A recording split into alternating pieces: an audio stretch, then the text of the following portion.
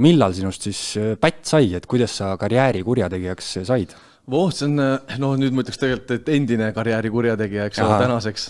Aga kuidas siis, millal saab pätt? Pätt saab sust lapsena. Kõik algab sellest, kuidas sind kodus tegelikult kasvatatud ja koheldud on, ütleksin mina. Aga nii-öelda karjääri kurjategija, see, et ma teenisingi leiba ainult kriminaalsel teel, tööl ei käinud. Ma olen pool aastat elus tööl käinud, olen 36 aastane. Vähe kogemust. See tegelikult algaski, kui ma olin kuskil selline 19. Ma olin 19 aastane, kui ma esimest korda sellise suurema kelmuse sooritasin ainult arvutit kasutades 250 000 krooni tollasest spordiennustusest välja kühveldasin. Aga kuidas see käis? Räägi natuke lähemalt, et 250 tonni võtsid välja spordikelmusega, et mis see tähendab ja mis sa tegid? See oli tol ajal üks selline esimesi keskkondi, nagu meil on praegu need triobetid ja kus sa saad nii-öelda sporditulemuste peale ennustada, eks ole.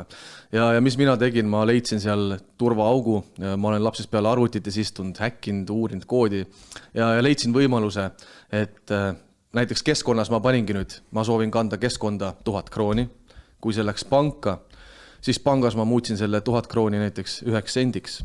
Kinnitasin ära tagasi kaupmehe juurde ja spordiennustuse keskkonnas oli ikkagi tonn.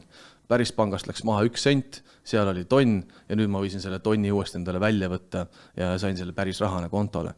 Ja eks ma siis sebisin juba noorena endale mõned inimesed veel, kes need kontod endale tegid, et oleks nii-öelda variisikud, eks ole, ja hakkas see ralli peale. Ja tegelikult see oli üks paari kuuga, kui see raha sai sealt välja kühveldatud.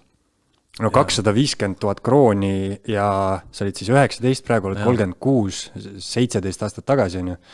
Et see tollel ajal oli ikka tohutu summa, veerand miljonit. Oi, see oli jaa, sest ma olin ju, läksin kõrgkooli, olin paar kuud käinud, 19 aastane, aasta oli 2006, palju, ma ei olnudki seda raha kunagi näinud, eks ole.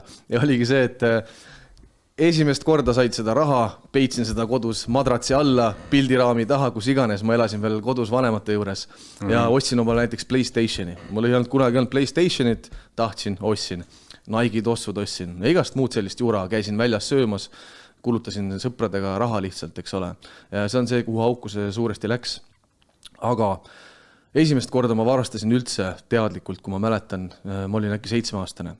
Ja ma olen kasvanud kristlikus perekonnas, mu kasuisa on pastor ja üks hetk varastasin juba kirikukassast.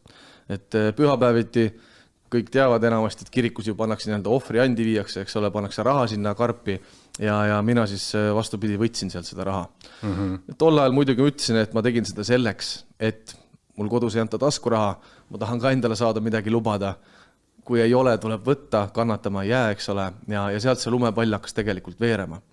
See on huvitav, et sa mainid, et pätiks sa said juba on ju nii-öelda kodusest kasvatusest, aga nüüd sa räägid kristlikust kasvatusest, et mõned inimesed, keda ma olen elus kohanud, kes on nii-öelda, panevad hullu, on ju, need on tulnud kristlikest peredest, et kas see on siis nagu selline paradoks, et ütleme, et sul lapsepõlves keelatakse tohutult või sa elad mingisuguse moraali õpetuse järgi, aga siis nagu sa nagu nii-öelda talleke saad karjamaale, et siis sa hakkad hullu panema. Eks see taandubki sellele, ma arvan, et kui inimene kasvab autoritaarse korra keskel, mul ema käsi poos lasi, eks ole, kogu aeg, lapsed käisid kikivarvukil, saadi rihma, saadi karistada füüsiliselt, eks ole, väga palju elatigi käskude ja keeldudega, siis paratamatult sul tekibki selline alateadlik soov sellele kõigele vastu hakata. Ja see on täiesti tavaline muster. Mis mina alati ütlen, kristlikest peredest tulevad 2 tüüpi inimesed. Esiteks, see kas murrab sind, eks ole, või siis sa hakkad sellele vastu. Mina olin see, kellest sai mässaja ja vastupidi, näiteks meil on 4 last peres. See on minu arvamus. Teised nii-öelda murdusid selle surve all. Nemad arvavad, et ema ei teinud kunagi midagi valesti. Siiamaani käivad kirikus ja nii edasi. Aga sealt see mässumeelsus nagu algas ja ühtepidi võib öelda, see on väga primitiivne öelda, et et sa hakkasid mässama lihtsalt mingi korra vastu, eks ole. Aga see on lapse alateadlik soov ikkagi saada märgatud, jääda ellu, eks ole, panna ennast maksma. Et niimoodi see asi algas mu jaoks ja see ongi veider. Lapsevanemad väga tahavad, et nende lapsed oleks mingit teatud nägu, väga tihti oma mingite vajakajäämiste tõttu, eks ole. Ja meie peres oli sama asi, et pealt näha pidi kõik alati korras olema. Ja ma kasvasingi üles niimoodi, et ma tegelikult täielikult võõrandusin oma perekonnast. Just selle tõttu, et üks hetk, kui ma otsustasin, et ma olen karjääri kurjategija, teenin leiba ainult kelmusi sooritades, siis mul ei ole väga vaja oma perega suhelda, sest seda ei kiidetud heaks nagunii. Minu valikuid kunagi ei kiidetud heaks, et milleks siis seda näitemängu teha. Ja ma tegelikult lõikasin ennast lahti.